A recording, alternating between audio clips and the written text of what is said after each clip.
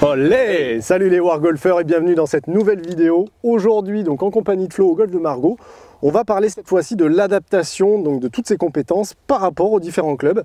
Et en gros, qu'est-ce qu'il va falloir changer dans le setup ou éventuellement dans la trajectoire si nécessaire par rapport aux différents clubs que l'on peut avoir. Ouais. Donc Flo, déjà la toute première chose, il me semble qu'en termes de positionnement de balle, on va pas avoir la même position de balle donc, par rapport au pied, dans le stance, en fonction des clubs. Donc là, tu as quoi comme club? J'ai pris vraiment, pour les deux extrêmes, j'ai pris un sondage de driver et là j'ai un fer 4 pour avoir un petit peu un panel, on va dire, large. Ok, voilà. Ça marche. On entend souvent Chris dans les cours, mais je ne sais pas me placer par rapport à la balle, je ne sais pas s'il faut la mettre plus ou moins en avant, je ne sais pas non plus la distance que je dois avoir par rapport à la balle en fonction du club que je vais jouer. En fait, on va se rendre compte que c'est le club qui va déterminer ça, qu'on n'a pas forcément besoin d'y penser.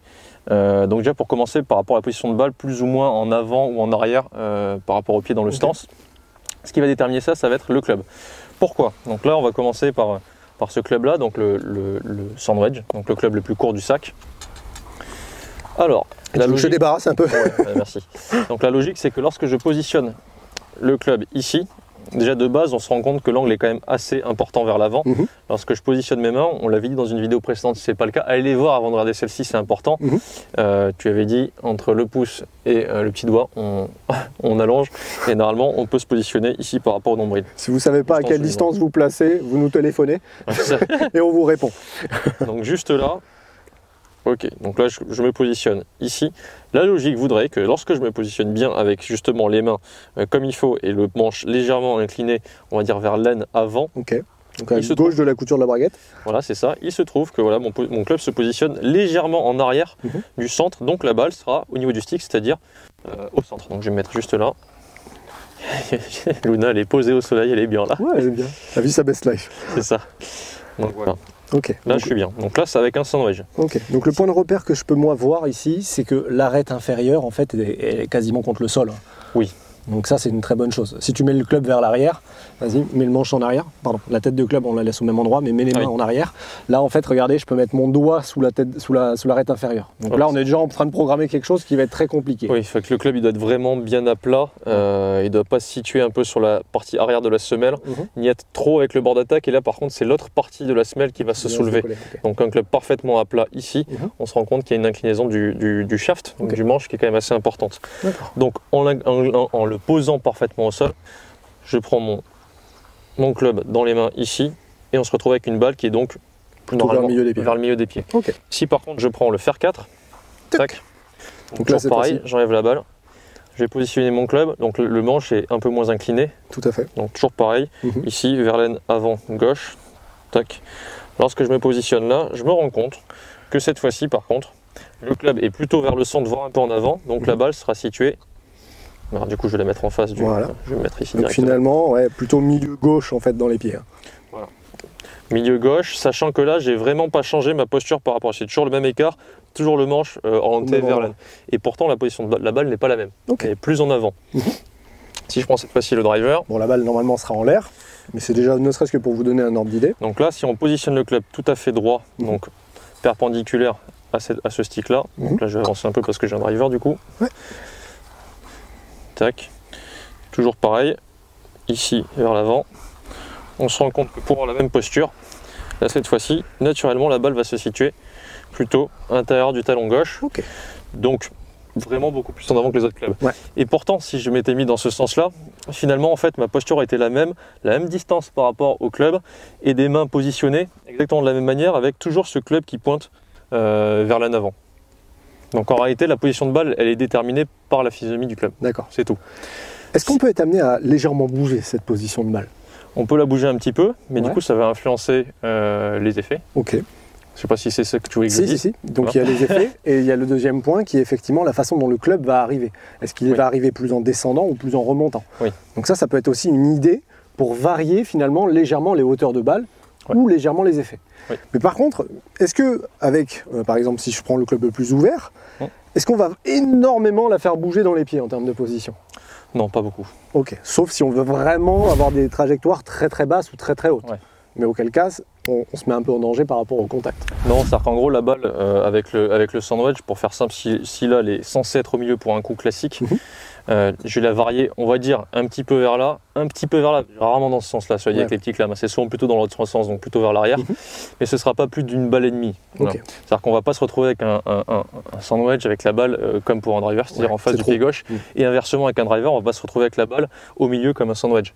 Ça va être par rapport à cette position classique, on va déplacer d'une balle et demie à droite, enfin vers l'arrière ou vers l'avant, en fonction de ce qu'on veut. Mais voilà, il faut rester quand même dans un carcan qui est assez précis. Si on devait mettre tous les clubs les uns à côté des autres et voir les positions de balle, la logique ce serait qu'à peu près à chaque club, on a... donc on va essayer de le faire là. Alors du coup, j'ai pas tous les clubs là. Mais alors attendez, tac, c'est pas facile à faire. Tac, voilà, donc ça ressemble à peu près à ça. Tous les clubs, finalement, on va dire que pour avoir notre point de repère, pour être certain que c'est bon, c'est à peu près une demi-balle par club, toujours de plus en plus vers l'avant. Voilà. Donc ça c'est simplement la position de la balle en fonction du club. Il n'y a pas que ça comme différence au niveau du club, tu l'as dit, il y a aussi le point de contact, le point bas, si on l'avait vu dans une autre vidéo, ce qui va influencer la hauteur de la balle. On entend souvent, Chris, que les petits clubs sont faits pour les monter très très hautes et les longs clubs vont faire partir les balles plus basses. C'est vrai, mais pas tout à fait vrai. Le départ de la balle, oui, mais par contre, la hauteur en elle-même, la finalité de la hauteur, l'apex, on appelle, la hauteur maximale, est quasiment toujours similaire. Voilà, c'est-à-dire que si on se met de biais, en fait, la balle va décoller plus rapidement avec un sandwich vers le ciel, et le point le plus haut va finalement se situer à peu près aussi haut qu'avec un fer 7 par exemple, sauf que le fer 7 va partir plus bas, mais ensuite va monter à peu près à la même hauteur qu'un sandwich. Et c'est vraiment une question d'optique. Là, on voit les arbres du fond, par exemple, on pourrait dire d'ici ils sont tout petits. Or, si je me mets au pied de cet arbre, c'est-à-dire très proche, finalement, ils sont assez hauts. Donc, c'est juste un effet d'optique.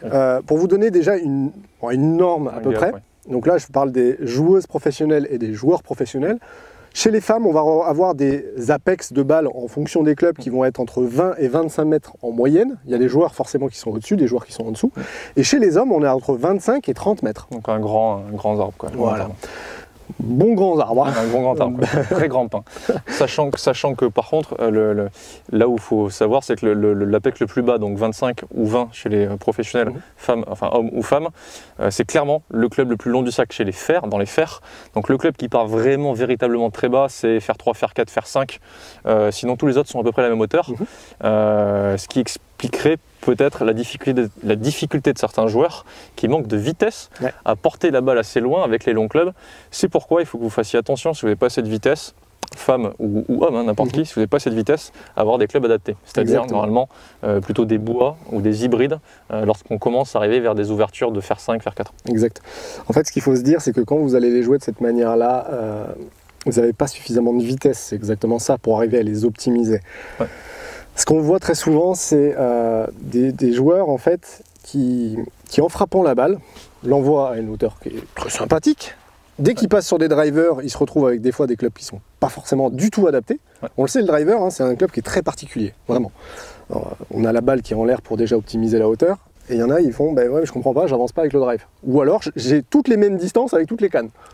Donc à partir de là, tu fais, à partir du moment où vous avez les mêmes distances avec tous les clubs, à partir d'un certain stade, ça veut dire que vous n'avez pas suffisamment de vitesse pour les optimiser. Vous ne les jouez pas de la bonne manière, mais si vous les jouez de la même manière et que ça semble pas trop mal au niveau du contact, c'est qu'effectivement il y a un petit souci de vitesse. Exactement. Donc pour ça, comme l'a dit Flo, il va falloir optimiser avec les différents clubs que l'on peut avoir. Généralement les drivers, je le vois très souvent sur les joueurs amateurs d'une manière générale, ils ont souvent des drivers beaucoup trop refermés. Pas trop fermés. Pour vous donner un ordre d'idée, Flo, toi en termes d'ouverture, tu as quoi ? J'ai 9,5. 9,5, moi j'ai un 10,5. On est des joueurs professionnels, on a une vitesse qui est quand même assez importante. Comment ça se fait que la plupart des amateurs ont les mêmes ouvertures que nous alors qu'on est censé les optimiser plus? C'est là où c'est assez particulier. Il faudrait quand même plutôt être aux alentours de 13-14 normalement pour pouvoir augmenter l'angle de décollage et gagner en distance. C'est ça. Le matériel de golf, là ça commence à changer depuis quelques temps, mais c'est vrai que pendant trop longtemps, les joueurs essayaient d'abaisser absolument cette orientation de face vers le sol pour être certain d'aller plus loin. Sauf qu'en fait, s'il manque de vitesse, c'est pas bon. Non.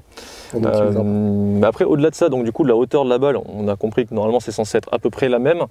Si vous en manquez de hauteur de balle, vous manquerez en carry au niveau des longues cadres, donc il faut peut-être avoir un matériel un peu plus adapté. Dans le cas inverse aussi. Dans le cas inverse aussi. Si elle monte trop haute, vous perdez la distance, dommage. Donc si déjà vous faites partie aussi des joueurs qui ont tendance à mettre des balles au plafond, comme moi, finalement, dès qu'on essaie de les faire un petit peu plus basses, on gagne en distance. c'est pas inintéressant. Ça, c'est peut-être aussi un petit peu de technique. Los manos. Dernière chose, Chris, du coup, adaptation au niveau des clubs. On a souvent en cours des gens qui viennent nous voir en nous disant je tape bien mes fers, mes petits fers, etc. Je maîtrise bien, elles partent droite. Bon, enfin, ils pensent qu'elles partent droite. Ouais, par contre, au driver, je ne sais pas pourquoi, je slice ou alors en tout cas, elles prennent trop d'effets.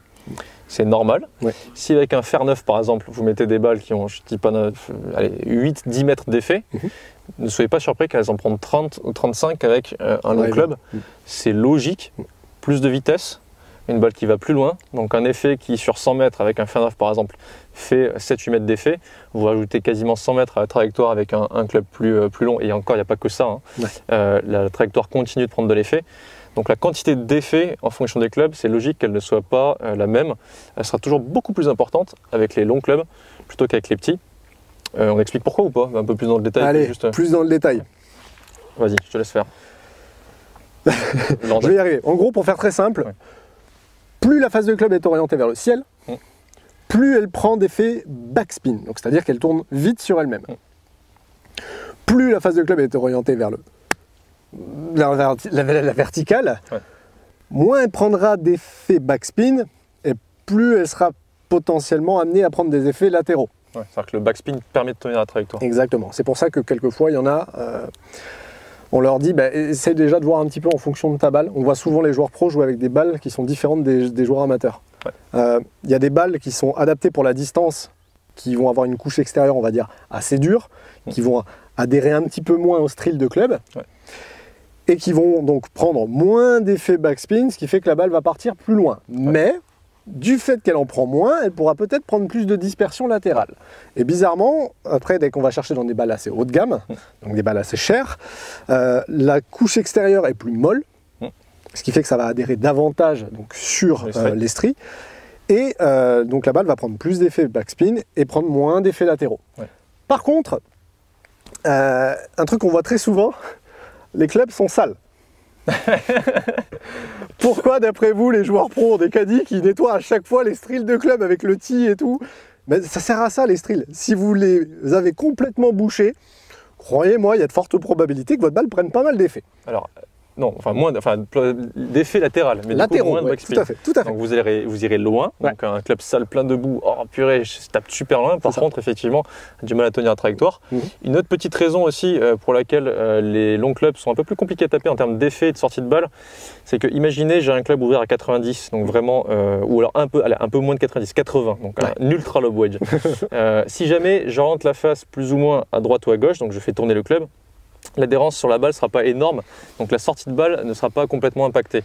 Imaginons que je la mette vers moi, finalement en swingant dans l'axe de la cible, il n'y aura pas énormément d'impact. Si par contre je prends une face de glais à 0 et que je l'oriente vers moi, là par contre la balle je la prends en pleine tronche. Donc plus le club est fermé, plus la sortie de balle est impactée par les problèmes d'orientation. Donc en fait, quand vous avez des clubs qui sont très fermés, comme un driver par exemple, une mauvaise orientation va faire directement quasiment partir la balle pile dans l'axe dans lequel la face sera orientée.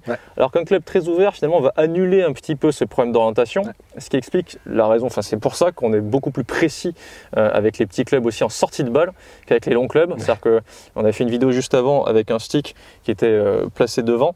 Si vous tapez un coup avec un lob wedge, ou avec un driver, vous avez de fortes chances qu'avec les longs clubs, la balle sorte vraiment plus à gauche ou à droite par rapport à un petit club, du fait d'avoir plus d'incidence en fait, et on va dire une incidence par rapport à l'orientation du club. Si vraiment le club est fermé, vous allez le voir direct s'il y a un problème. C'est pour ça que c'est plus difficile de taper le long club. Au-delà de la distance, c'est que mécaniquement parlant et physiquement, une face plus fermée aura beaucoup plus d'incidence qu'une face ouverte. Et c'est là où derrière on va pouvoir quand même aller voir ça sur le terrain, parce que comme l'a dit Flo, si le club est comme ça, je tourne dans un sens ou dans l'autre, il n'y a pas de gros changement. Par contre, à partir du moment où je suis comme ça, ça change beaucoup. Mais au-delà de ça, il y a même la façon dont on va le positionner au sol. Parce que dès que vous serez dans des pentes, quand vous avez un lob wedge comme ça, une pente comme ça, la face qu'elle s'est fait, elle vous regarde, donc la balle elle va partir où? Dans le dos. Donc c'est pour ça, après, il y a aussi cette notion de placement. Quelquefois, d'avoir des clubs adaptés, ça vous servira. Auquel cas, allez voir des professionnels pour ça, professionnels fitters, qui vont vous permettre aussi d'adapter le matériel, parce que ça peut jouer aussi. On va sur le terrain du coup? Ah oui, il va falloir vous optimiser tout ça sur le terrain. Et puis on va essayer de voir maintenant qu'on a compris comment adapter finalement ses compétences par rapport aux différents clubs, comment adapter toutes ces compétences sur les clubs et sur le terrain. Ouais, puisque sur le terrain, on n'est jamais placé parfaitement bien. Et ça bouge tout le temps. On aimerait, mais non. Allez, c'est parti, on vous retrouve sur le terrain. Mais ça, c'est la semaine prochaine. Allez les amis, on compte sur vous. Likez la vidéo, partagez-la et surtout, abonnez-vous. À la semaine prochaine.